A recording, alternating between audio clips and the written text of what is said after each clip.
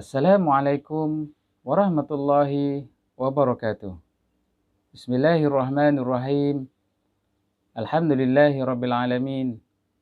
Wassalatu wassalamu ala ashrafil anbiya'i wal mursalin. Sayyidina Muhammad wa ala alihi wa sahbihi ajma'in. Rabbi syrah li sadri wa yassir li amri. Wahlul 'uqdatam min lisani yafqahu qawli. Amma ba'. Apa kabar anak-anak di rumah sekalian? Ustaz doakan mudah-mudahan anak-anak sehat bersama keluarga masing-masing. Pastikan anak-anak menjaga diri, jangan keluar rumah, stay at home, amalkan kebersihan diri dengan kerap membasuh tangan dengan sabun. Pakailah penutup hidung dan mulut sekiranya ada keperluan untuk keluar daripada rumah. Mudah-mudahan kita semua dilindungi oleh Allah Subhanahu wa taala. Anak-anak yang dikasihi sekalian, paling penting ketika kita berada di rumah sepanjang cuti PKP ini, pastikan anak-anak semua sentiasa taat dan mendengar arahan dan nasihat daripada ibu bapa di rumah. Bantulah ibu bapa di rumah dan janganlah menyusahkan mereka.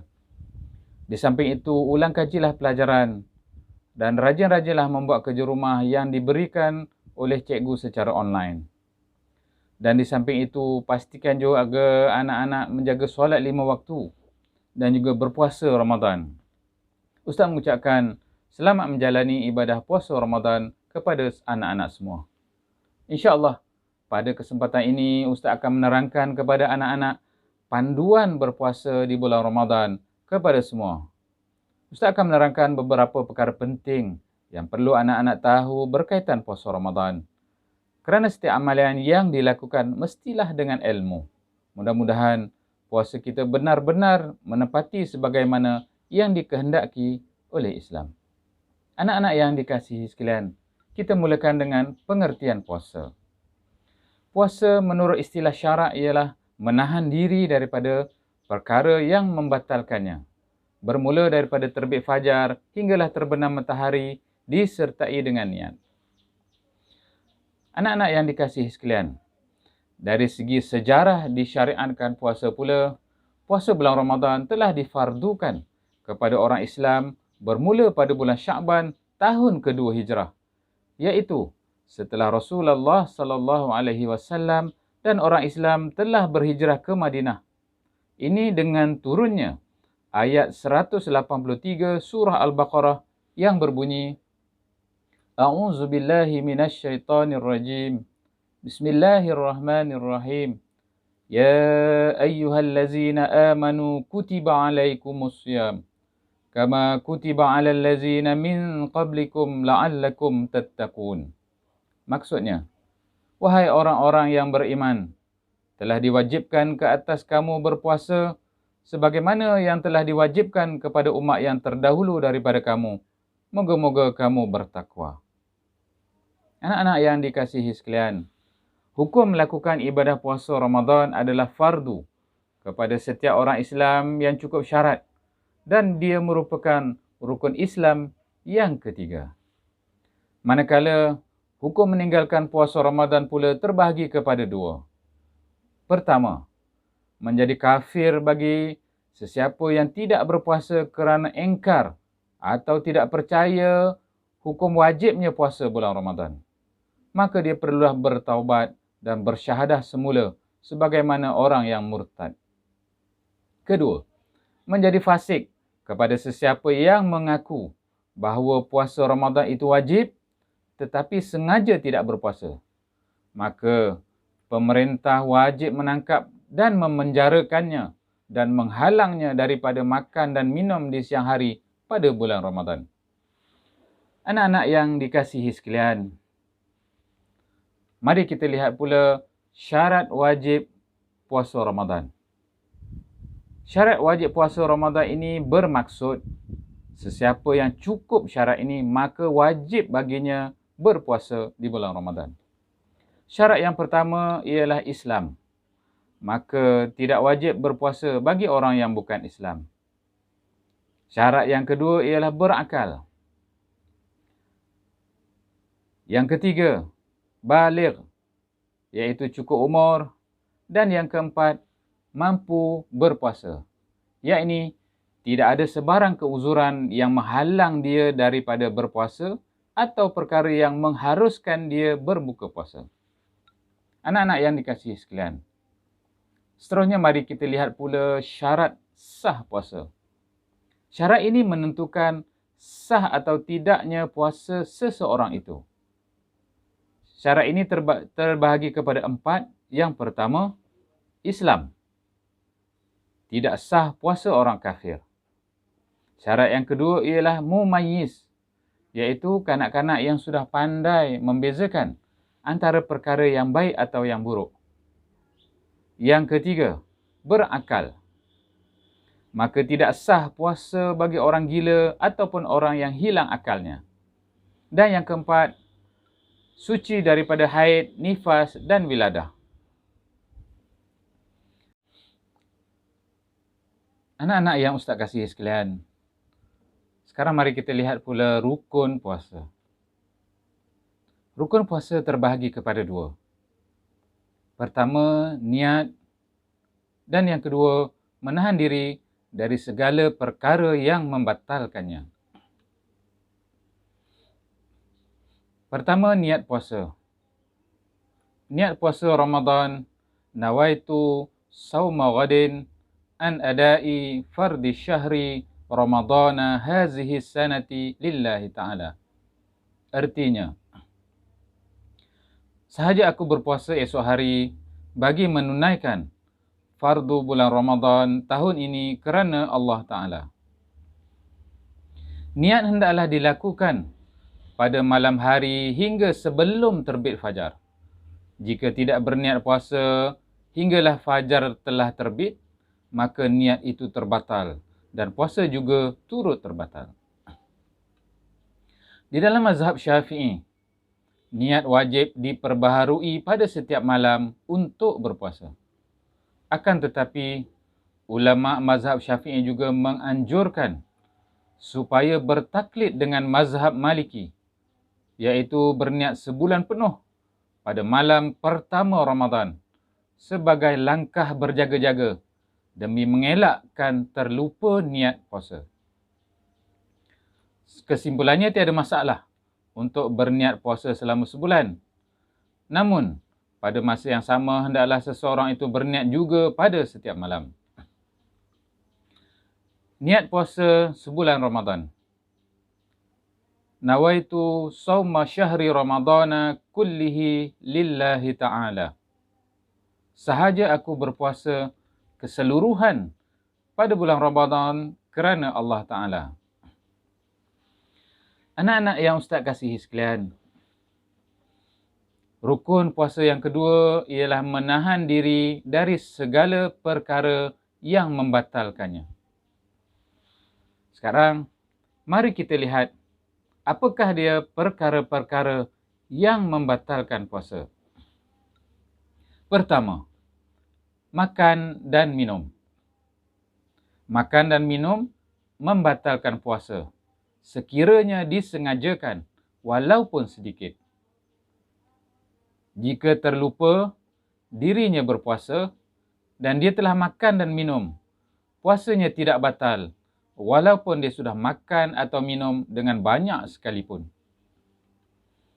Perkara yang membatalkan puasa kedua, memasukkan sesuatu benda ke dalam rongga melalui ruang yang terbuka. Benda bermaksud sesuatu yang dapat dilihat. Rongga bermaksud ruang dari halkum hingga usus dan tali perut. Ruang terbuka bermaksud mulut, telinga, hidung dan kemaluan, iaitu kubul dan dubur. Oleh itu anak-anak, titisan melalui telinga akan membatalkan puasa. Tetapi titisan melalui mata tidak membatalkan puasa. Suntikan melalui urat tidak membatalkan puasa. Tetapi suntikan melalui dubur membatalkan puasa. Tetapi awas anak-anak, puasa akan terbatal jika air liur yang ditelan itu bercampur dengan najis. Contohnya, seseorang yang mengalami gusi berdarah dan menelan air liurnya tanpa membasuh mulutnya dahulu, maka batallah puasanya. Puasa juga terbatal sekiranya air masuk ke dalam mulut atau hidung ketika berkumur-kumur secara berlebih-lebihan. Perkara yang membatalkan puasa ketiga, muntah dengan sengaja. Muntah dengan sengaja boleh membatalkan puasa seseorang sekalipun dia pasti tidak ada apa-apa daripada muntahnya itu masuk semula ke dalam perutnya. Tetapi puasa seseorang itu tidak batal sekiranya dia tidak upaya menahan muntahnya. Sekalipun dia tahu ada sesuatu daripada muntahnya itu masuk semula ke dalam perutnya dengan tidak sengaja. Perkara yang membatalkan puasa keempat, melakukan hubungan kelamin dengan sengaja. Melakukan hubungan suami isteri pada siang hari membatalkan puasa sekalipun tanpa keluar mani. Tetapi suami isteri dibenarkan untuk melakukan hubungan kelamin pada malam bulan Ramadan. Kelima, mengeluarkan mani dengan sengaja. Air mani keluar sama ada dengan perbuatan berkucup, bercium dan seumpamanya atau dengan tangan, iaitu onani, membatalkan puasa. Apabila seseorang berbuat demikian dengan sengaja, maka batallah puasanya. Jika tidak disengajakan atau tidak dapat menahan maninya keluar, maka puasanya tidak batal. Keenam, haid, nifas dan wiladah. Sekiranya wanita yang berpuasa keluar haid atau nifas pada sebahagian daripada siang, maka batallah puasanya. Dia wajib mengqadha puasanya pada hari-hari yang lain di bulan yang lain. Ketujuh, mabuk ataupun pingsan sepanjang hari. Kelapan, gila. Dan kesembilan, murtad, iaitu keluar daripada Islam. Gila dan murtad, kedua-dua perkara tersebut juga menghalang seseorang daripada puasa. Ini kerana orang yang berpuasa dalam keadaan tersebut telah keluar daripada kelayakan untuk dia melakukan ibadat. Anak-anak yang Ustaz kasihi sekalian, perkara yang tidak membatalkan puasa. Pertama, penggunaan alat penyedut udara ataupun inhaler bagi orang yang sakit penat dan juga asma tidak membatalkan puasa. Kedua, derma darah dan menderma darah ataupun menerima derma darah tidak membatalkan puasa. Keempat, sedutan gas oksigen tidak membatalkan puasa. Keempat, penggunaan teropong ke dalam perut untuk tujuan perubatan tidak membatalkan puasa. Kelima, penggunaan krim dan lotion juga tidak membatalkan puasa. Anak-anak yang dikasihi sekalian, seterusnya ialah golongan yang diberi rukhsah ataupun keringanan untuk dia tidak berpuasa ataupun untuk dia berbuka puasa. Pertama, orang yang bermusafir, iaitu orang yang melakukan perjalanan keluar daripada rumahnya melebihi 2 marhalah ataupun lebih daripada 90 km bukan untuk tujuan maksiat. Kedua, orang yang sakit. Ketiga, orang tua yang lemah. Keempat, pesakit yang tiada harapan untuk sembuh. Kelima, perempuan mengandung dan juga menyusukan anak. Dan keenam, orang yang lapar dan dahaga. Anak-anak yang dikasihi sekalian, sekarang mari kita lihat pula ada adab ataupun sunat-sunat puasa. Ada adab dan juga sunat-sunat puasa ada banyak. Tetapi di sini Ustaz nyatakan 6 perkara sahaja. Mudah-mudahan kita dapat mengikutinya. Pertama, bersahur dan mengakhirkan sahur.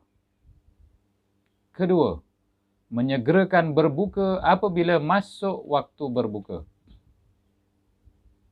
Ketiga, berbuka dengan rutab ataupun tamar. Keempat, berdoa sebelum berbuka. Kelima, memberi makan kepada orang yang berpuasa. Keenam, memperbanyakkan sedekah, membaca Al-Quran, bertadarus, dan beriktikaf di masjid. Seterusnya anak-anak, mari kita lihat pula perkara-perkara yang makruh dilakukan ketika berpuasa. Pertama, merasa dengan lidah ataupun makanan tanpa ada keperluan. Kedua, makan terlalu kenyang ketika berpuasa. Ketiga, banyak tidur di siang hari. Keempat, memakai celak ketika berpuasa. Kelima, memakai wangi-wangian, mendengar muzik, banyak menonton TV dan lain-lain. Keenam, bersiwak ataupun bersugi atau gosok gigi selepas waktu zuhur. Dan yang ketujuh, berkumur-kumur tanpa sebab yang dibenarkan. Anak-anak yang Ustaz kasih sekalian, mudah-mudahan panduan berkaitan dengan puasa bulan Ramadan ini dapat membantu anak-anak untuk menunaikan puasa dengan sempurna. Mudah-mudahan, insya-Allah. Sekian. Wassalamualaikum warahmatullahi wabarakatuh.